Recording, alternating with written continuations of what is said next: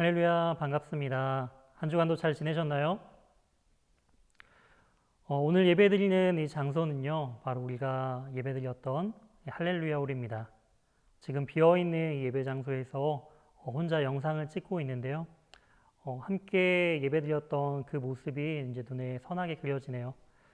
빨리 하루속히 코로나가 지나가고 우리가 함께 모여서 예배드릴 그날이 속히 왔으면 좋겠습니다.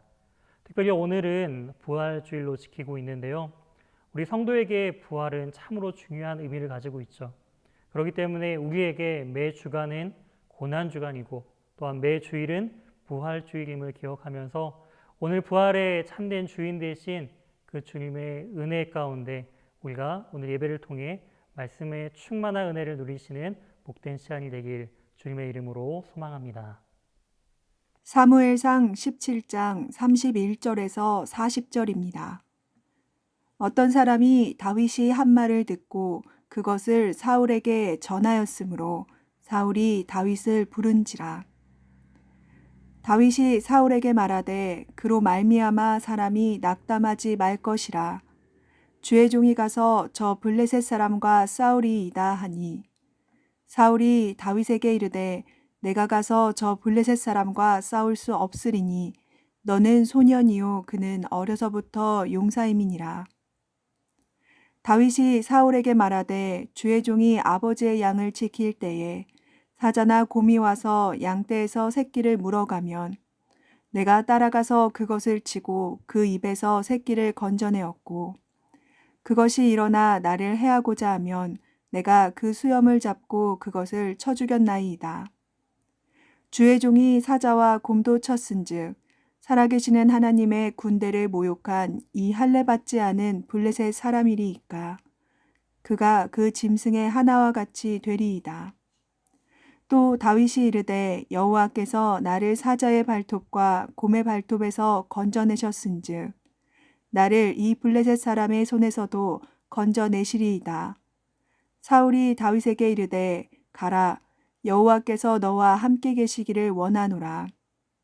이에 사울이 자기 군복을 다윗에게 입히고 노투구를 그의 머리에 씌우고 또 그에게 갑옷을 입히매 다윗이 칼을 군복 위에 차고는 익숙하지 못함으로 시험적으로 걸어보다가 사울에게 말하되 익숙하지 못하니 이것을 입고 가지 못하겠나이다 하고 곧 벗고 손에 막대기를 가지고 시내에서 매끄러운 돌 5을 골라서 자기 목자에 재고 곧 주머니에 넣고 손에 물매를 가지고 블레셋 사람에게로 나아가니라.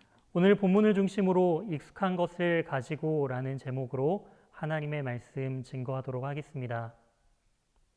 사울 왕은 블레셋과의 전쟁을 통해서 하나님의 때를, 하나님의 약속을 신실하게 기다리지 못하고 자신의 때와 방법으로 스스로 번제를 드림을 통해서 하나님께서는 이제 그의 마음 가운데 사울을 떠나게 되셨죠. 그리고 다른 왕을 세우기로 계획하셨습니다. 사울을 이어서 세우신 이제 기름 부으신 왕이 바로 다윗입니다. 다윗은 이새의 아들로서 8명의 아들 중에 8번째인 막내였습니다. 아무도 그가 왕이 될 것이라고는 생각하지 못했죠. 이처럼 하나님께서는 이 다윗을 왕으로 삼으려고 하셨을 때 그의 외모를 보신 것이 아니라 그의 마음, 그 중심을 보시고 이 다윗을 택했다라는 것이죠. 하나님께서는 왜 이러한 다윗을 택할 때 어떠한 관점에서 어떠한 그 다윗의 중심을 보셨는지가 이제 오늘 본문을 통해서 잘 드러나고 있습니다. 사울 왕은 블레셋과의 전쟁을 통해서 하나님께서 그의 마음에서 떠나게 된 사건이 나타났다라고 한다면 또다시 블레셋과의 전쟁 가운데 이번에는 다윗이 등장하면서 다윗이 하나님을 의지함을 통해서 하나님께서는 그를 높이시고 그를 온 이스라엘 백성과 이방 민족들 가운데 그의 이름을 높이시는 모습들을 볼 수가 있습니다. 다윗은 굉장히 순종하는 사람이었습니다. 아버지의 말씀에도 잘 순종했던 인물이죠. 그는 마음 가운데 악령이 들었던 사울 왕에게 나아가 이제 수금을 탐을 통해서 이제 그의 마음을 진정시켰던 일들을 감당하고 또한 집에 돌아와서는 아버지의 양떼를 지키면서 성실하게 이 왕궁과 또한 아버지의 집을 왔다 갔다 하면서 두 가지 일들을 착실하게 감당했습니다. 오늘날로 비유로 들자면은 이제 투잡이죠. 두 가지 일을 동시에 또한 성실하게 감당하고 있었던 다윗. 이렇게 바쁜 나날을 보내고 있던 다윗에게 아버지는 또 한 가지의 부탁을 하게 됩니다. 이제 블레셋과의 전쟁을 이제 치르게 되면서 8명의 이세의 자녀들 중에서 첫 번째부터 세 번째 이 형들이 다윗의 형들이 전쟁에 나가게 되었다라는 것이죠. 이를 통해서 네 번째부터 이 마지막 8번째 다윗까지는 아직 전쟁에 나갈 만큼의 나이는 되지 않은 아직 어린 소년들이었다라는 것을 우리는 알 수가 있습니다. 이러한 형들이 군대를 이제 가게 됐는데요. 군대를 보낸 이제 아버지의 마음은 어떨까요? 늘 근심과 또한 잘 있는지 걱정이 되겠죠. 특히나 전쟁터 가운데 나아간 이 자녀들 너무나 잘 있는지 이제 고민도 되고 또한 소식도 너무나 궁금했을 것입니다. 그래서 이제 다윗을 불러다가 형들이 잘 있는지를 이제 확인하고 돌아올 것을 이제 요청을 하죠. 다윗의 입장에서는 지금 투잡도 하고 뛰고 있는데 아버지가 또 전쟁터까지 나아가서 형들이 잘 있는지를 확인하고 오라는 그 요청이 때로는 불만스럽기도 했을 것입니다. 다른 형들도 있잖아요. 이렇게 요청하면서 다른 형제들에게 그 일들을 미룰 수도 있었을 텐데 다윗은 거절하지 않고 아버지의 뜻에 순종하는 모습을 볼 수가 있습니다. 이 모습은 창세기 37장에 나오는 그 야곱이 이제 요셉에게 이제 형들이 잘 있는지 그 양떼들을 잘 지키고 있는지를 한번 보고 오라라는 그 아버지의 명령을 순종함을 통해서 그 일들을 착실하게 감당했던 그 요셉의 모습이 또한 그려지고 있습니다. 이처럼 요셉처럼 이 다윗 역시도 성실하게 아버지의 그 말씀에 순종하면서 이제 전쟁터 가운데 나아가는 모습을 볼 수가 있습니다. 이제 블레셋과의 전쟁을 앞둔 그 이스라엘 진영에 도착하게 된 이 다윗은요, 그곳의 분위기가 지금 심상치 않음을 느끼게 됩니다. 이 블레셋은 사울과 전쟁을 통해서 한번 큰 패배를 경험했습니다. 그렇기 때문에 다시금 이 전쟁을 앞두고 나서 더 조심스러운 그런 태도를 취하게 되는데요. 먼저 공격에 나아가지 않고 이제 골리앗이라는 그 장수를 통해서 이 이스라엘 진영을 계속적으로 도발하는 모습을 볼 수가 있습니다. 그리고 그 골리앗을 바라보고 이스라엘 백성들은 큰 두려움을 느끼면서 섣불리 전쟁 가운데 나아가지 못하는 그러한 모습들을 이제 이 본문을 통해 볼 수가 있는데요. 이런 상황 가운데 이제 다윗이 이제 등장하는 것을 볼 수가 있습니다. 특별히 4절부터 7절 말씀을 보면은 이 다윗이 골리앗에 대한 모습을 이제 세밀하게 그려지고 있는, 설명하고 있는 모습을 볼 수가 있는데요. 4절 말씀을 함께 보도록 하겠습니다. 블레셋 사람들의 진영에서 싸움을 도두는 자가 왔는데 그의 이름은 골리앗이요 가드 사람이라. 그의 키는 6규빗 1뼘이요. 지금 골리앗에 대해서 설명을 하면서 가장 먼저 언급한 것은 그의 큰 키입니다. 이것을 오늘날 규격으로 환산해 본다면은 3m가 넘는 큰 키를 가진 인물이었다라는 것을 우리는 이 말씀을 통해 알 수가 있는 것이죠. 왜 성경 기자는 이 골리앗의 큰 키를 이렇게 이토록 강조한 것일까요? 이전에도 키에 대한 언급을 한 인물이 있습니다. 바로 사울입니다. 모든 이스라엘 백성들보다 머리 하나 더 큰 이 높았던 사울, 그리고 오늘 등장하는 블레셋의 거인 이 골리앗, 이 높아지는 모습을 통해서 이 키를 통해서 바로 사람들 가운데 있는 높아지는 그 마음을 나타내고 있다라는 것이죠. 바로 창세기 11장에서 등장하는 것처럼 사람들이 이제 하늘 저 높은 곳까지 바로 우리의 이름을 높이기 위해서 또한 그들이 흩어짐을 면하기 위해서 바벨탑을 쌓았던 것처럼 높은 것에 대한 그 갈망들이 바로 이 키를 통해서 나타나는 것을 볼 수가 있습니다. 그와 대조적으로 바로 이 다윗은 어떠한 인물이었나요? 바로 어리고 연약했던 소년이죠. 거대한 그 골리앗과 그리고 너무나 젊고 어렸던 이 소년 다윗, 이 둘을 이제 대조하고 있는 그 상황을 우리는 살펴볼 수가 있습니다. 이러한 모습 가운데 이제 백성들은 이런 이야기를 합니다. 골리앗을 죽이는 사람은 왕이 많은 재물을 주고 또한 그의 딸을 이제 줌을 통해서 사위로 삼고 또한 세금도 면제해 줄 것이다 라는 그러한 이야기를 이제 이스라엘 백성들은 이야기를 하고 있습니다. 돈과 명예와 권력이죠. 이 모든 것을 이 골리앗만을 쓰러뜨린다면 다 줄 것이다 라는 그 사람들의 이야기와 소문들, 바로 이처럼 사울 왕 역시 중요하게 여기고 있던 것이 무엇이었는지를 바로 골리앗을 쓰러뜨리면 무엇을 주겠다라는 이 약속 안에 잘 드러나 있습니다. 이처럼 사울은 여전히 하나님을 의지하기보다는 자신이 가진 것으로 이 문제를 해결하려고 노력하는 것들을 볼 수가 있는 것이죠. 그럴 때 다윗은 어떻게 반응하나요? 그렇게 사람들의 이야기를 듣고 다윗은 마음 가운데 거룩한 분노를 일으킵니다. 어떻게 하여 블레셋 사람이 살아계시는 하나님의 이 분대를 모욕하는가라는 것이죠. 즉 다윗은 이 이스라엘 백성이 사울의 군대가 아니라 바로 하나님의 군대다라는 것을 지금 언급하면서 이 백성의 주인이 바로 하나님이심을 지금 증거하고 있다라는 것입니다. 이러한 다윗의 고백과 선포, 이 말은요, 이 진영 가운데 그 소문이 이제 돌게 되고요. 그리고 어떤 사람을 통해서 이 사울 왕에게까지 다윗이 한 말들이 이제 들어가게 됩니다.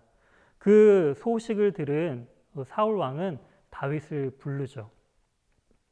그리고 나서 이 다윗을 부르면서 33절에 사울 왕은 이렇게 이야기를 하고 있습니다. 사울이 다윗에게 이르되 내가 가서 저 블레셋 사람과 싸울 수 없으리니 너는 소년이요 그는 어려서부터 용사임이니라. 너는 소년이고 저 골리앗은 정말 용사이기 때문에 이것은 승산이 없다라는 것이죠. 너는 감당치 못할 것이야 라고 왕은 계속적으로 나가지 말 것을 요청합니다. 하지만 이미 다윗은요, 자신의 삶 속에서 하나님의 보호하심과 하나님의 능력을 경험했던 사람입니다. 자신의 삶의 일상 속에서 양을 돌볼 때에 이제 사자와 곰이 그 양들을 해치려 할 때 하나님께서 주시는 힘과 능력과 보호하심으로 바로 그 사자와 곰을 물리쳤던 삶 속에서의 그 하나님의 도우심과 승리를 경험했던 이 다윗이죠. 이러한 골리앗을 앞두고도 두려워하지 않았습니다. 그리고 능히 하나님의 이름으로 나아간다면 그 싸움에서 이길 수 있다라는 확신을 가지고 있었다라는 것이죠. 그리고 이 다윗의 확신에 찬 그 말과 표정을 봤던 이 사울은 다윗이 그 골리앗 앞에 나아갈 것을 허락합니다. 그리고 자신의 군복과 투구와 또한 자신의 그 갑옷을 이 다윗에게 입히는 모습을 볼 수가 있는 것이죠. 왜 사울 왕은 자신의 그 옷과 갑옷을 이 다윗에게 입혔을까요? 이것은 정치적인 배경과 의도도 담겨져 있습니다. 이 다윗이 전쟁에 나아가서 이제 골리앗과 싸우다가 죽더라도 이 사울은 이 다윗을 보호하려고 했던, 자신의 갑옷을 줌을 통해서 보호하려고 했던 그 모습들이 이제 드러나게 되니까 이제 자신을 보호하는 차원에서 갑옷을 입혔고요. 만약에 혹시라도 다윗이 이 골리앗과의 전쟁 가운데 만에 하나 승리한다 할지라도 자신의 그 갑옷을 입고 나아가 승리한 다윗의 모습을 통해서 결국 사울 왕 역시 같이 영광을 받을 수 있게 된다라는 것이죠. 이처럼 정치적인 여러 가지 의도를 가지고 사울 왕은 이제 자신의 군복을 그리고 자신의 그 갑옷을 다윗에게 입혔지만 다윗은 그 옷이 맞지 않았습니다. 불편했죠. 그리고는 그 갑옷을 벗어놓습니다. 익숙하지 않고 자신의 익숙함으로 그 전쟁에 나아가겠다라는 것입니다. 이처럼 이 다윗이 사울 왕의 군복을 벗고 자신의 익숙함으로 가지고 나아갔던 것은 무엇인가요? 그것은 40절에 나와 있습니다.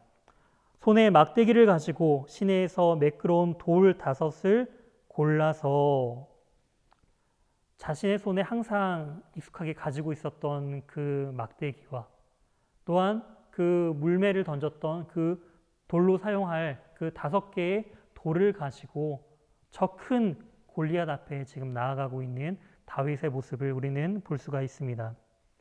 즉 너무나 보잘것없는 것을 가지고 지금 다윗은 나아가고 있다는 것이죠. 신약에서도 이렇게 보잘것없는 것을 가지고 나아간 이름 없던 한 소년의 이야기가 등장합니다. 바로 오병이어 사건 가운데 이 보리떡 5개와 물고기 2마리를 가지고 제자들을 통해 예수님의 손에 바로 들려졌을 때 남자만 5,000명이 먹고 이제 12바구니가 남는 그러한 기적을 경험한 것처럼 무엇을 가지고 나갔느냐가 중요한 것이 아닙니다. 바로 누구의 손에 맡겨져 있느냐가 더 중요하다라는 것이죠. 비록 보잘것없는 이 막대기와 물맷돌, 이 돌멩이 5개 뿐이지만 다윗은 그것을 하나님의 손에 의지하여 하나님의 이름으로 지금 골리앗 앞에 담대히 나아가는 모습을 우리는 볼 수가 있습니다. 이처럼 이제 블레셋 사람이었던 이 골리앗은 자신의 앞에 방패든 사람을 앞세우고 저 멀리서 막대기와 또한 물매와 돌을 가지고 나아오고 있는 그 다윗을 바라보게 됩니다. 그리고 너무나 어이없고 또한 너무나 이제 화가 나죠. 자신의 이름에 걸맞는 그 용사를 이스라엘 진영에서 보낸 것이 아니라 어리고 또한 아직 전쟁에 나갈 만큼 성장하지도 않은 저 어린 꼬맹이 저 다윗을 이제 나아오는 모습을 보면서 이 골리앗은 화를 냅니다. 나를 개처럼 여기는 것이냐라는 그 분노와 함께 다윗을 찢어 죽일 기세로 지금 다윗에게 성큼성큼 걸어가고 있다는 것이죠. 그 큰 골리앗이 다윗에게 다가왔을 때 다윗은 뒷걸음질 치거나 도망가지 않았습니다. 골리앗에 맞서서 그에게 담대히 힘차게 달려 나아갔다라는 것이죠. 다윗은 두려워할 이유가 없었습니다. 바로 그 앞에, 자신의 앞에 하나님이 함께 계시다라는 그 사실을 다윗은 알았기 때문이죠.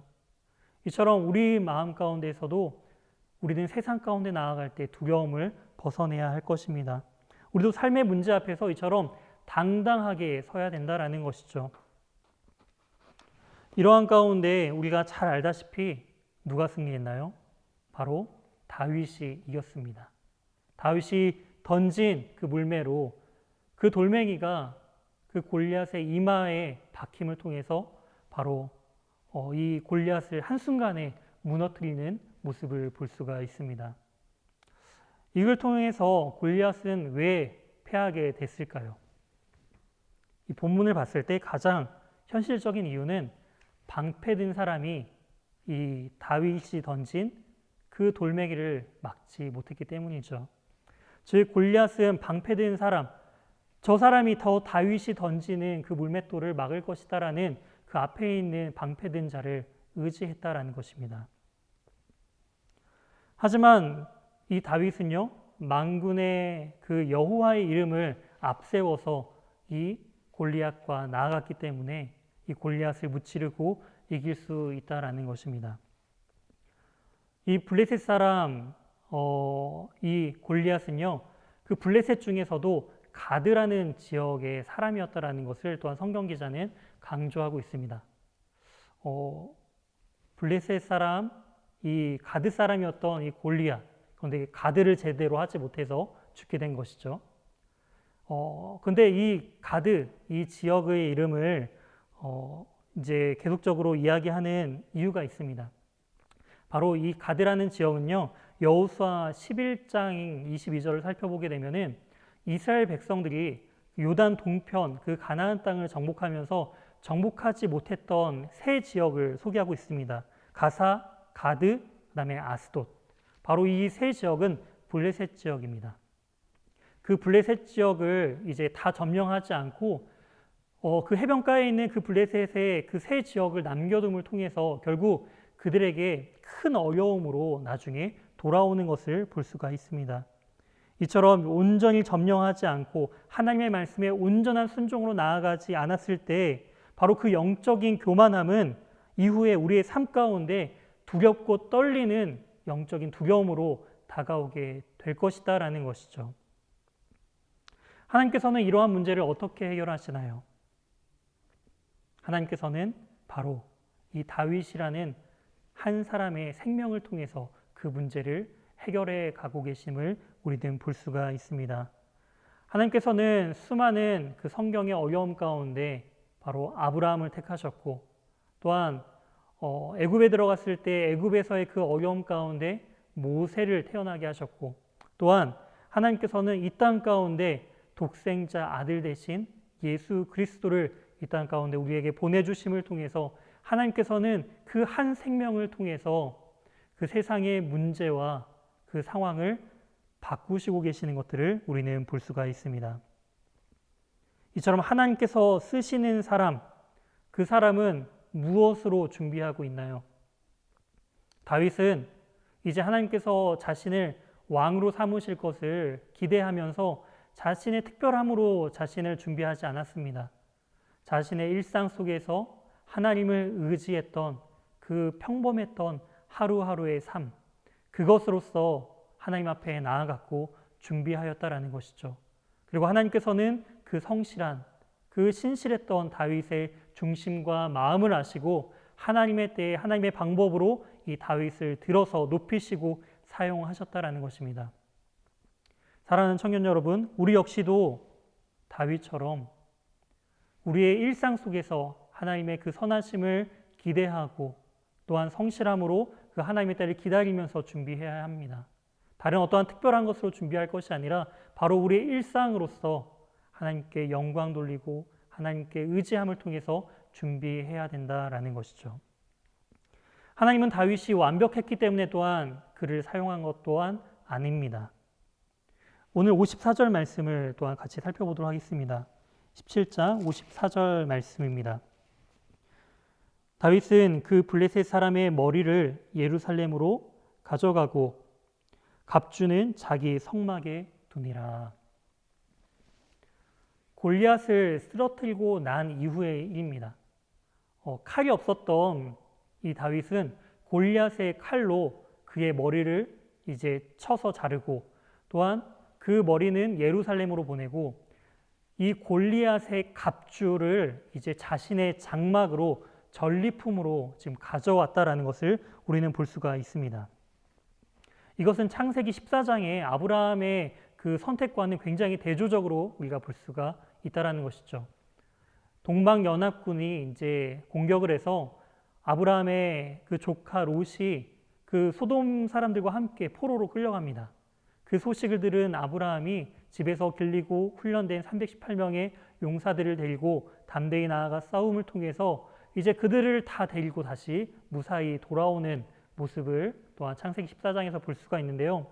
그때 소돔 왕이 이제 아브라함을 맞이하면서 백성은 나에게 돌려주고 그 전쟁에서 승리한 이 전리품은 당신이 다 가져라 라고 그렇게 이야기를 합니다. 그랬을 때 아브라함은요 단호히 거절합니다. 왜냐하면 이 전쟁은 내가 아니면 우리가 잘해서 승리한 전쟁이 아니라 바로 하나님께서 승리하게 하신 전쟁이기 때문에 이 전리품 역시 내가 받는 것이 합당하지 않다라고 여기면서 단호히 그 전쟁에서 승리한 전리품을 받지 않았죠. 하지만 다윗은 은연중에 이 전쟁 가운데 하나님께서 이 골리앗을 무너뜨리셨습니다 고백했지만 그 전리품을 자신이 취하는 모습을 통해서 은연중에 자신의 내면 깊숙이 자신이 높아지고자 하는 그런 숨겨진 욕망이 있음을 볼 수가 있습니다. 그리고 왕이 된 이후에 다윗의 모습 가운데 죄악, 그 깊숙이 있었던 죄악이 또한 나중에 드러났던 모습도 우리는 성경을 통해 볼 수가 있었죠. 하지만 다윗은요, 자신의 죄를 직면하게 될 때 겸손히 다시금 하나님 앞에 눈물로 회개하며 나아갔습니다.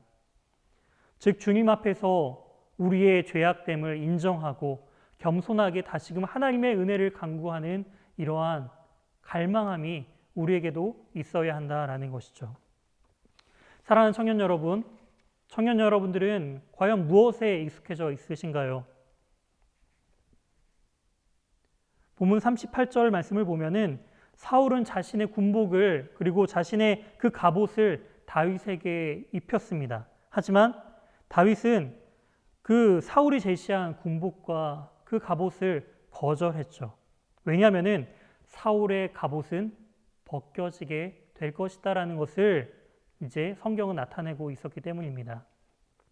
사무엘상 31장, 그 사무엘상의 마지막인 31장을 보게 되면은 또 블레셋과의 전쟁에 처한 그 사울의 모습을 볼 수가 있는데요. 그 길보아에서의 전투가 이제 사울의 인생의 마지막 전투가 되었습니다.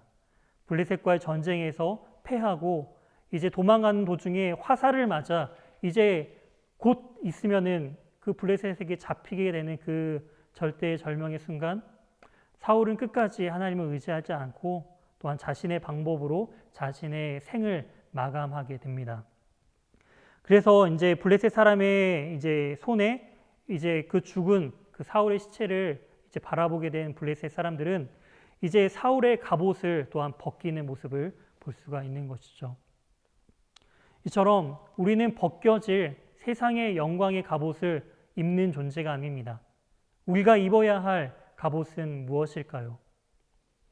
성경은 우리에게 말씀해 주고 계십니다. 에베소서 6장 13절 말씀입니다.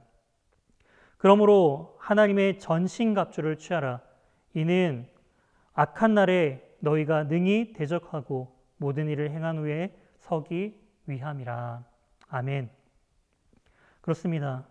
즉 이 전신갑주라는 것은 바로 진리로 허리띠를 띠고 의의 호신경을 붙이고 평안의 복음을 준비한 그 신을 신고 믿음의 방패를 가지며 또한 성령의 검, 즉 하나님의 말씀으로 무장하는 것, 그것이 바로 하나님의 전신갑주를 입어야 할 우리의 영적인 무장이다라는 것입니다.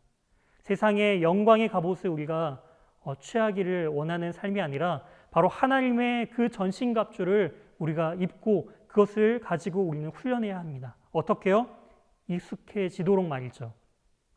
하나님의 말씀으로 사는 것이 익숙해지도록 우리의 삶을 연단하고 훈련시켜 나아가야 된다라는 것입니다. 우리가 하나님의 말씀을 묵상하고 기도하는 그 기도 생활이 바로 익숙해져야 된다라는 것이죠. 지금 코로나로 인해서 지금 집에 혼자 계시는 경우들이 많이 계실 텐데요. 그 시간을 여러분들은 어떻게 보내고 계신가요? 내가 익숙한 그 삶의 모습은 과연 무엇인가요? 그 모습을 통해 우리는 우리의 영적인 모습을 자각해야 합니다. 우리가 무엇에 더욱더 익숙해져 있는지를 분명히 깨닫고 하나님의 말씀과 기도와 이 영적인 것에 익숙한 저와 또한 함께 각자의 자리에서 예배드리고 계시는 우리 청년들이 되시길 주님의 이름으로 소망합니다. 함께 기도하도록 하겠습니다. 참 좋으신 하나님 아버지 감사합니다. 하나님, 우리에게 익숙한 것을 가지고 주님 앞에 나아갈 때에 과연 나에게 익숙한 것은 무엇인지를 오늘 말씀을 통해 되돌아보게 됩니다. 세상의 화려한 그 갑옷을 취하기 위해 노력하는 삶이 아니라 바로 하나님의 전신갑주를 취하며 또 하나님의 그 영적인 것에 우리가 익숙함을 통해 하나님께 영광 돌리며 나아가는 삶의 자리에서 순종함으로 또 우리의 마음과 중심을 보시는 그 주님을 온전히 신뢰하고 의뢰함으로 나아가는 아버지, 우리 모두가 될 수 있도록 주님 도와 주시옵소서. 각자의 자리에서 예배드리며 나아가는 우리 귀한 청년들, 주님 한 사람 한 사람을 주님께서 기억하여 주시고 주님께서 건강과 안전과 그 모든 것들을 책임져 주셔서 하나님의 은혜 가운데 살아가고 있음을 주님 고백하게 도와주시고 또한 하루속히 함께 모여 예배드릴 그 날을 꿈꿉니다. 주님, 우리가 함께 모여 주님께 예배드릴 그 날을 우리가 기대하면서 각자의 자리에서 온전히 주님께 영광 돌리며 나아가는 우리 모두가 될 수 있도록 주님 인도하여 주시옵소서. 이 모든 말씀 살아계신 예수 그리스도의 이름으로 기도드립니다. 아멘.